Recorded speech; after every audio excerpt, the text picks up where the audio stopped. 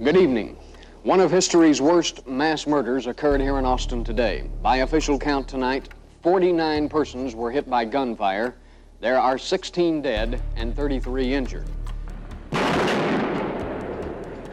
How many have you seen that are dead today? Just one. I hope not anymore. But there were more, many more, and the full impact of today's tragedy still has not been felt because the magnitude of the crime is practically impossible to comprehend.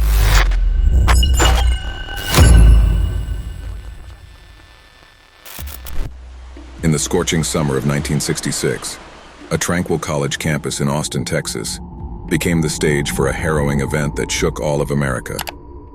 As students went about their day, an unforeseen terror was about to unfold from the University of Texas Tower. This story delves into the mind of a sniper whose actions became a somber turning point in history, marking the onset of an era grappling with the complexities of mental health and gun violence. Keep watching as this episode delves into the horror of that catastrophic day, probing the enigmatic forces that drove an ordinary person to the very edge. Today, you'll witness how he turned a sanctuary of learning into a stage of unspeakable tragedy. Charles Joseph Whitman, born in 1941, was a complex figure with a normal upbringing. However, the marriage of his parents was characterized by domestic violence.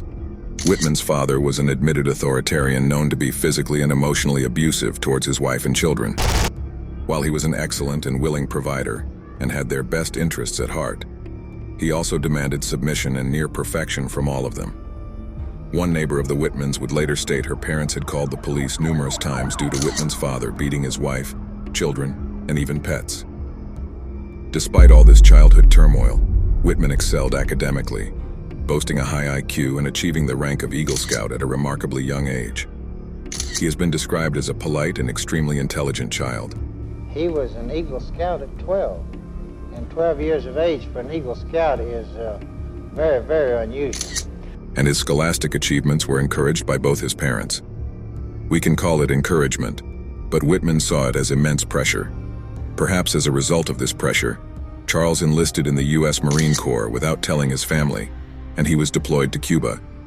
His initial military service was likewise excellent, and he earned a sharpshooter's badge and other medals. 2 years later, he enrolled at the University of Texas, where he studied mechanical engineering through a government scholarship. Then, in August of 1962, he married Kathleen Leisner, a teaching student whom he had met at the university. While everything seemed to be working fine in Whitman's life, his marriage and subsequent return to university were overshadowed by growing psychological distress. You see, shortly after his marriage, Charles's parents announced their divorce, a decision that pushed his mental problems to the edge. This made him seek help from the campus psychiatrist, whose notes provided invaluable insight into the mind of what would become a deadly mass murderer. The psychiatrist's notes revealed Whitman had endured increasingly frequent headaches. He also suffered from a sense of self-loathing because he hit his wife twice throughout their marriage, with fear of becoming a frequent woman-beater in the mold of his father. The psychiatrist also revealed that he conveyed a narcissistic behavior, that he constantly strove to better himself, and that he was oozing with hostility throughout the counseling session. Whitman also disclosed his developing fantasies of shooting random people from the observation deck of the UT Tower. Unfortunately, this was the only time Charles would seek help for his mental health problems. As the summer of 1966 progressed, Whitman's internal battle reached its very peak. The once disciplined Marine meticulously planned a horrific act, arming himself with an arsenal fit for war. But before that, he did something just as dark and disturbing. In the evening of July 31 of 1966, Whitman sat at his typewriter and began composing a suicide note, in which he outlined his intentions to murder his wife and mother prior to committing mass murder. The incident of the sniper was followed very quickly by the discovery of the body of Whitman's wife at their home at 906 Jewell Street in South Austin. Almost simultaneously in another part of town, Whitman's mother was found murdered. At midnight, Charles drove to his mother's apartment and stabbed her to death before writing another suicide note, which he left beside her bed. He then returned home and, at approximately 3 a.m., repeatedly stabbed his wife through the heart. He also left a note. In both letters, he professed his love for both his wife and mother, saying he had killed them to spare them humiliation, and in his mother's case, to alleviate her suffering. He also outlined the intense hatred he felt for his father, due to the physical and emotional abuse he had inflicted upon her through the years. Later that morning, Whitman rented a hand truck before driving to his bank, where he cashed some checks. At around 9 a.m., he drove to a hardware store, where he purchased a .30 caliber Universal M1 carbine, 2 additional ammunition magazines, and 8 boxes of ammo, telling the cashier that he planned to hunt wild hogs in Florida.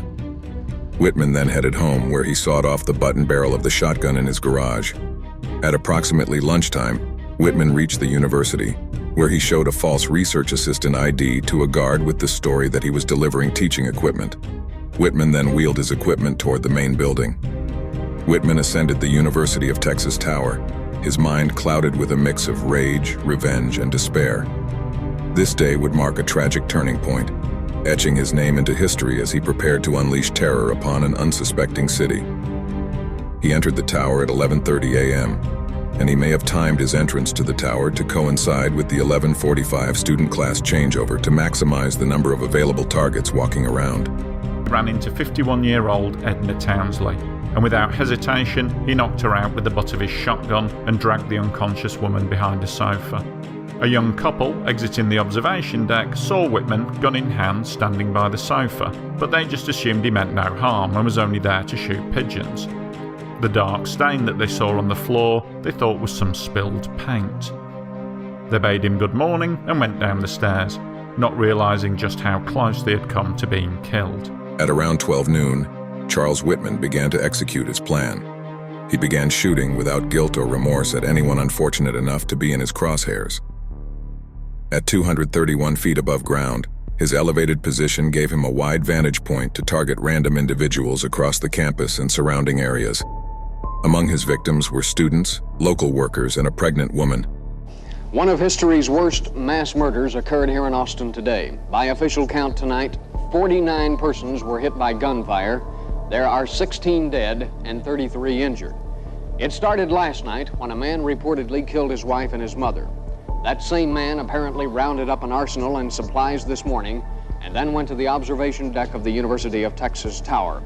It was then that terror rained down from the tower. Initial reactions were mixed with confusion and disbelief. Many mistook the gunfire for construction noise or believed the fallen victims were part of a protest or prank. However, the grim reality set in quickly as the number of casualties grew, and the community realized the urgency of the situation. Confusion quickly turned into panic and despair, and for others, overwhelming helplessness. In response to Whitman's shooting spree, a spontaneous and valiant effort from civilians and police emerged.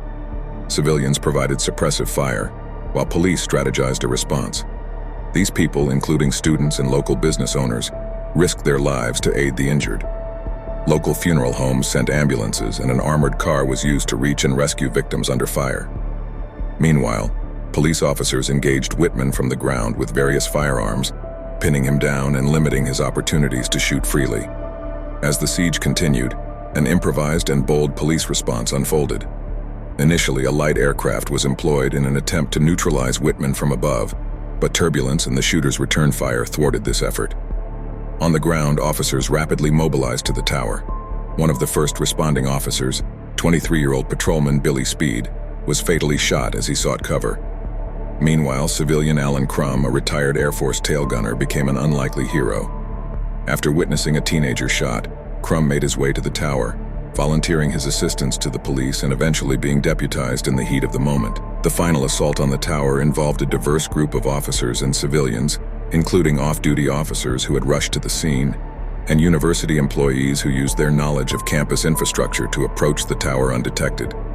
A small team, including Crum, ascended to the 28th floor of the tower, where they encountered distraught individuals and the grim aftermath of Whitman's rampage. Crum, along with other officers, made the final ascent to confront Whitman. Crum's initial shot with his rifle distracted the killer, allowing the other officers to corner and fatally shoot him. Charles Whitman was ultimately killed by shotgun blasts from the officers, ending the 96-minute ordeal that had paralyzed the city of Austin. In the aftermath, a profound sense of shock and grief enveloped the state. Hundreds silently converged on the campus, reflecting on the incomprehensible violence they had just witnessed. Whitman's identity was confirmed, and his violent actions and tragic personal history became national news. Whitman killed a total of 16 people, including an unborn child, and injured 31 others in less than 2 hours. The University of Texas Tower shooting remains one of the most notorious mass shootings in American history. It was a day marked by tragedy, heroism, and the indelible impact of violence on a community. The events led to changes in police tactics, emergency response, and campus security nationwide. The memory of the victims will resonate forever. Thank you for watching. Drop your thoughts on this chilling story in the comments below. And don't forget to subscribe to our channel for more daily true crime stories.